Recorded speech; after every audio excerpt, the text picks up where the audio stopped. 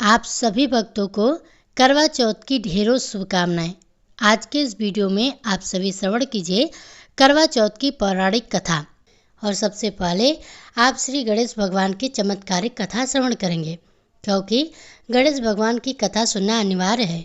बिना गणेश भगवान की कथा सुने करवा चौथ व्रत पूर्ण नहीं माना जाता। यदि आप इन कथाओं को सुन रहे हैं तो पूरा जरूर सुनिएगा। इस कथा को आधा अधूरा नहीं छोड़ा जाता। करवा चौथ की कथा कोई भी कभी भी बीच में नहीं छोड़ा जाता। इस बात का विशेष ध्यान रखिएगा, अन्यथा चौथ माता के क्रोध का सामना करना पड़ सकता है और आपके पति को गंभीर संकटों का सामना करना पड़ सकता है। प्रिय भक्तगणों, आप सभी भक्तगण बड़े ही प्रसन्नचित मन से इस पावन पौराणिक कथा को श्रवण करिए। वीडियो को लाइक करके हमारे चैनल को सब्सक्राइब भी जरूर कीजिए। साथ ही कमेंट बॉक्स में जय चौथ माता जरूर लिखें और बोलिए, मुझे सदा सुहागा रखना और मेरे पति पर आने वाले सारे संकटों को दूर करना। बोलिए चौथ माता की जय। आइए सबसे पहले श्रवण करते हैं गणेश भगवान की कथा। जोरदार जयकारे के साथ बोलिए श्री गणपति बप्पा मोरया, मंगल मूर्ति मोरया। पौराणिक कथा के अनुसार एक समय की बात है, किसी गांव में एक बूढ़ी माई रहा करती थी। वह रोज मिट्टी के गणेश जी की पूजा किया करती। रोज गणेश जी को बनाती, किंतु मिट्टी होने के कारण वे गल जाती थी, जिससे कि बूढ़ी माई परेशान हो गई। तब उन्होंने देखा कि नगर में एक सेठ है जहां मकान का काम चल रहा है। वहां वह गई और मिस्त्रियों से कहने लगी, भाइयों तुम मेरे लिए पत्थर के गणेश जी बना दो। बूढ़ी माई की बात सुनकर वे मिस्त्री कहने लगे, जितनी देर में हम तुम्हारे गणेश जी की मूर्ति बनाएंगे उतनी देर में तो हम एक दीवार खड़ी कर देंगे। मिस्त्रियों ने मना कर दिया। मिस्त्री के मना करने से बूढ़ी माई वहां से चली गई, जिसके बाद वह सब मिस्त्री दीवार बनाना शुरू कर देते हैं, लेकिन वह दीवार टेढ़ी हो जाती। अब उन्होंने उस दीवार को गिराकर फिर से दीवार बनाई, किंतु जितनी बार भी उन्होंने दीवार बनाई हर बार वह टेढ़ी हो जाती। ऐसा करते करते मिस्त्रियों को शाम हो गई। शाम होने पर जब सेठ आया तो मिस्त्री कहने लगे, सेठ जी हमसे आज कुछ भी काम नहीं हो पाया। सेठ जी ने बोला, ऐसा क्यों? तब उन्होंने बताया कि सेठ जी क्या बताएं, आज हमारे पास एक बूढ़ी माई आई थी जिसने हमसे पत्थर के गणेश जी की मूर्ति बनाने के लिए कहा, किंतु हम सबने उसे मना कर दिया और उसके बाद हम जितनी बार भी दीवार बनाते जाते हैं उतनी बार यह टेढ़ी हो जाती है। सेठ ने तुरंत बूढ़ी माई को बुलाया और कहा, माँ जी मैं तुम्हारे लिए सोने के गणेश जी बनवा दूंगा, किंतु तुम अपने इस गणेश जी को बोलो कि वह मेरे मकान की दीवार को सीधा कर दें। इसके बाद सेठ ने बूढ़ी माई को सोने के गणेश जी बनवा दिए और सेठ जी की मकान की दीवारें सीधी हो गईं। बोलिए विघ्नहर्ता भगवान गणेश की जय। अब सुनिए करवा चौथ की कथा।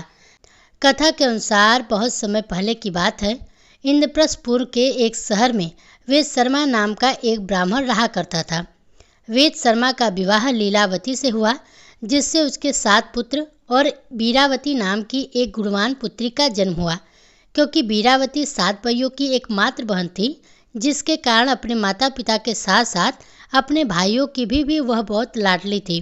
जब धीरे धीरे विवाह के लायक हो गई तब उसकी शादी एक उचित ब्राह्मण युवक से करा दी गई। शादी के बाद बीरावती जब अपने माता पिता के यहाँ आई तब उसने अपने भाइयों के साथ में पति के लंबी आयु के लिए करवा चौथ का व्रत रखा। करवा चौथ के व्रत के दौरान बीरावती को भूख सहन नहीं हुई और वह कमजोरी के कारण मूर्छित होकर जमीन पर गिर गई। सभी भाइयों से उनकी प्यारी बहन की ऐसी हालत देखी नहीं जा रही थी। वे सब अपनी बहन को बहुत प्रेम करते थे। वे जानते थे बीरावती जो है एक पतिव्रता नारी है, चंद्रमा के दर्शन किए बिना भोजन ग्रहण नहीं कर सकती, चाहे उसके प्राण ही क्यों न चले जाएं। तब सभी भाइयों ने मिलकर एक योजना बनाई जिससे उनकी बहन भोजन समय पर ग्रहण कर लें। फिर क्या था, उनमें से एक भाई कुछ दूर वटवृक्ष पर हाथ में चलनी और दीपक लेकर चढ़ गया। उधर जब बीरावती मूर्छित अवस्था से जगी तब उसके बाकी सभी भाइयों ने उससे कहा कि चंद्रमा निकल आए हैं और उसे छत पर जाकर चंद्रमा के दर्शन करने चाहिए। इस प्रकार उसके भाई उसे छत पर चंद्रमा के दर्शन कराकर वापस नीचे ले आए। बीरावती ने कुछ दूर वटवृक्ष पर चलनी के पीछे दीपक को देखकर यह विश्वास कर लिया कि चंद्रमा वृक्ष के पीछे निकल आया है। अपनी भूख से व्याकुल बीरावती ने जल्द ही दीपक को चंद्रमा समझकर अर्घ्य अर्पण कर अपना व्रत तोड़ लिया। बीरावती ने जब भोजन करना प्रारंभ किया तभी से उसे अशुभ संकेत मिलने लगे। पहले कौर में उसे बाल मिला, दूसरे में उसे छींक आ गई और तीसरे कौर में उसे अपने ससुराल वालों से निमंत्रण मिल गया। ससुराल से मिले निमंत्रण से उसे जल्दी जल्दी से ससुराल पहुंचने के लिए कहा गया और किसी तरह जब वह ससुराल पहुंची तो वहां उसे अपने पत्नी को मृत पाया। अपने पति के मृत शरीर को देखकर बीरावती जोर जोर से रोने लगी और करवा चौथ व्रत के दौरान अपनी भूल के लिए खुद को दोषी ठहराने लगी।